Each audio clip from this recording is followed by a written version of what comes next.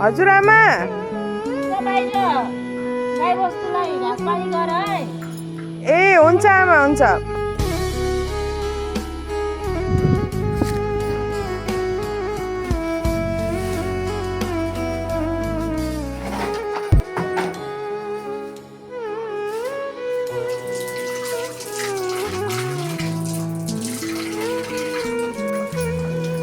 हेर हेर अझै काम सकिएको छैन।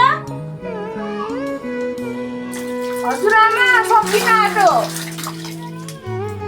खोइ घाम यति माथि झुल्किसक्यो, काम पनि कतिखेर सक्ने हो, खाना कतिखेर बनाउने हो, के हो के हो?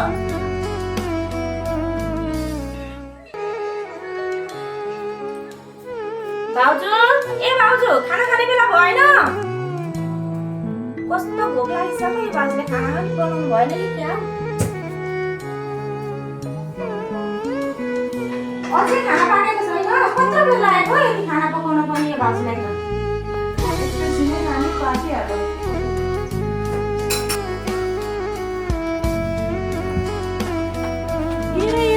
यसले पो फरफडाल्न थालिछि। भाउजूले पर्छ, जा गएर बस। हात पनि हेर के गर्नु आमा, भाउजू त गएर सुतिराख्नु भएको छ।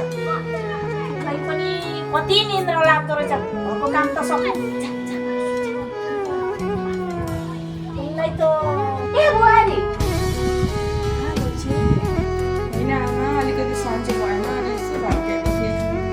म गरिहाल्छु नि। आमा, म एकछिन देविकाकोमा गएर आउँछु। छिटो आउनु है, बिस्तारो जाऊ। आमा के भयो?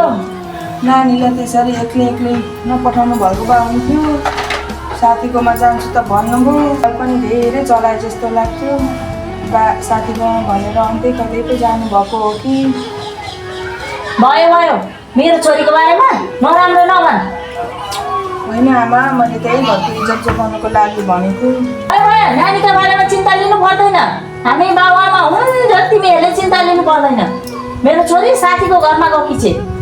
होइन नि आमा, मैले त आफ्नै घरको इज्जतको बारेमा सोचेको। इज्जतको बारेमा तैँले चिन्ता नलि, जा गएर काम गर।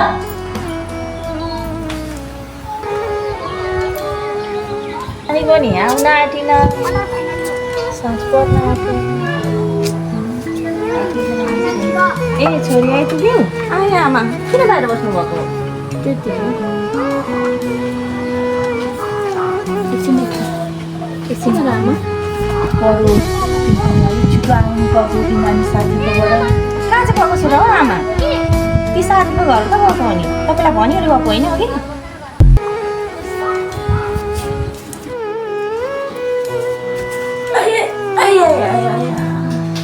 सानो भाउजूले पनि भन्दै थिए नानीलाई एक्लै एक्लै हिँड्न नदिनु, अहिलेको जमाना खराब छ भनेर भन्दै थिए।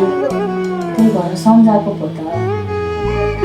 भाउजूलाई चाहिँ पर्दो रहेछ। यो भाउजूले गरेर आज मैले गाडी खाएँ। मैले गरेर यसलाई निकाल्नै पर्छ।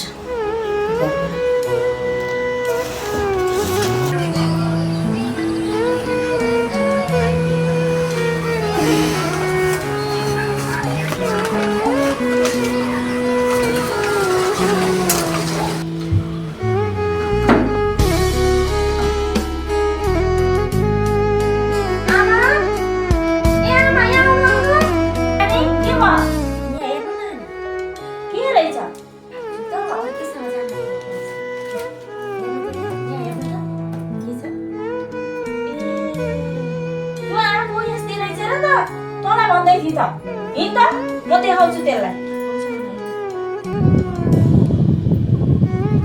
ए अनि तेरो चालामाला यस्तो रहेछ र पो बहिनीलाई दोष लाग्यो कहिले?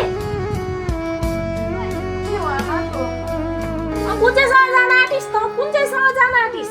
अनि यहाँ चिठी लेखेर सिरानी पनि राखेको रहेछ। कसलाई पठाउन आँटेको थिइस्? हो आमा, हो मैले भित्रै भेटेको हो, सिरानीमै थियो। मैले लेखेको होइन आमा, मलाई फसाउनु पक्कै पनि नानी नि। होइन नानीलाई दोष हुन्छ होइन दोष लाग्छ यस्तै मेरो छोरीलाई दोष लाग्छ आफ्नो गल्ती भएपछि अरूलाई दोष लाग्छ मैले घरको इज्जत गर्ने काम केही पनि गरेन किनभने पनि भेट्नु आमा मैले राखौँ मेरो दाजुलाई फोन गर्छु यसलाई म पठाइदिइहाल्छु यसको माइत त यो घरबाट गइहाल बस्नु काम छैन जा